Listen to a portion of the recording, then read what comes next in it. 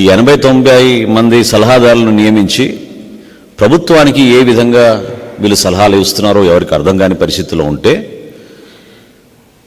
మన రాష్ట్రానికి తీవ్రమైన ఆర్థిక సంక్షోభం ఏర్పడుతోంది. స్టేట్ ఎక్స్చెక్కర్లోంచి అనవసరంగా వీళ్ళకి నిధులు కేటాయించి డబ్బులు వృధా అవుతున్నాయని గౌరవ హైకోర్టులో కేసు వేసినప్పుడు పిల్లేసినప్పుడు చీఫ్ జస్టిస్ గారు డివిజన్ బెంచ్ అది ఆ రోజున చాలా స్పష్టంగా దేనికోసం ఇంతమంది మీరు నియమించారు, దీనివల్ల ఎటువంటి సలహాలు రాష్ట్ర ప్రభుత్వానికి వస్తుంది, ఆ సలహాలు మీరు ఎక్కడ ఇంప్లిమెంట్ చేస్తున్నారా, ఇది అన్వారంటెడ్ అండ్ అన్నెసెసరీ అని కామెంట్స్ చేస్తూ మీ పనితీరు చూస్తుంటే రాబోయే రోజుల్లో జిల్లాలో ఉన్న కలెక్టర్లకు కూడా మీరు సలహాదారులు నియమిస్తారేమో అని ఆ రోజున డివిజన్ బెంచ్ చాలా తీవ్రమైన విమర్శలు చేశారు. అసలు లిస్ట్ ఎక్కడుంది, ఎంతమంది అడ్వైజర్స్ ఉన్నారు, వీళ్ళు ఏ విధంగా ప్రభుత్వానికి సలహాలు ఇస్తున్నారు, దీనిపైన సమగ్ర నివేదిక కావాలని ఆ రోజున డివిజన్ బెంచ్ గౌరవ హైకోర్టులో ఉన్న పెద్దలు అడిగినప్పుడు రాష్ట్ర ప్రభుత్వం సడన్గా వాళ్ళకి గుర్తొచ్చి మార్చ్ 2023లో అంటే సుమారు 11 నెలలు అయింది, కొత్త విధానం తీసుకొస్తున్నాం ఈ అడ్వైజర్స్ నియామకంలో అని చెప్పి వీళ్ళు ఖచ్చితంగా ఎవరైతే మేము నియమించామో అడ్వైజర్స్గా వీళ్ళు పబ్లిక్ సర్వెంట్స్ అంటే ప్రజాసేవకులు, వీళ్ళు చేసే ప్రతి పని కూడా డిశ్చార్జింగ్ ఆఫ్ పబ్లిక్ డ్యూటీ అంటే ప్రభుత్వంలో ఉన్న ఒక ఎంప్లాయీకి వర్తించే విధి విధానాలని ఈ శాఖలో ఉన్న వివిధ అడ్వైజర్స్కి కూడా ఇదే వర్తిస్తుందని ఒక కొత్త పాలసీ తీసుకొస్తున్నామని 2023 మార్చిలో రాష్ట్ర ప్రభుత్వం గౌరవ హైకోర్టుకి నివేదిక అందించి ఆ రోజున వాళ్ళు చెప్పారు.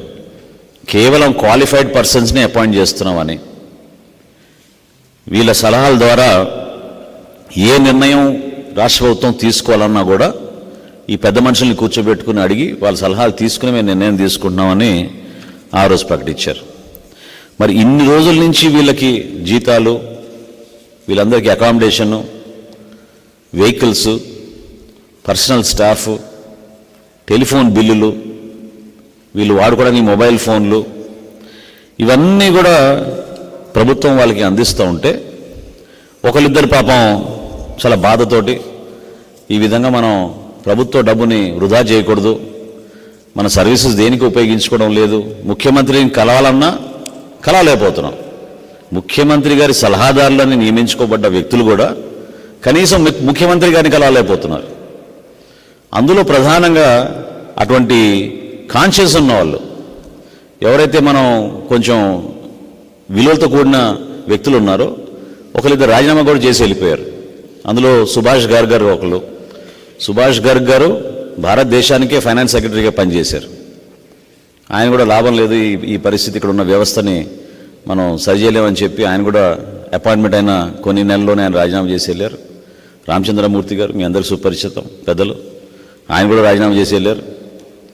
నాకు బాగా సన్నిహితులు జుల్ఫీ గారని, ఆయనైతే కనీసం జీతం కూడా తీసుకోవడం లేదు, జీతం తీసుకోకుండా ప్రభుత్వానికి పనిచేస్తానని ఆయన అడ్వైజర్గా ఈరోజు రాష్ట్ర ప్రభుత్వానికి ఉన్నారు. సుమారు 80-90 అడ్వైజర్లకి ఇప్పుడు వరకు ఈ రాష్ట్ర ప్రభుత్వం వెచ్చించింది ఎంత అంటే అందరూ కూడా ఆశ్చర్యపోతారు. ఇప్పటి వరకు వాళ్ళు వెచ్చించింది సుమారు 700 కోట్ల రూపాయలు.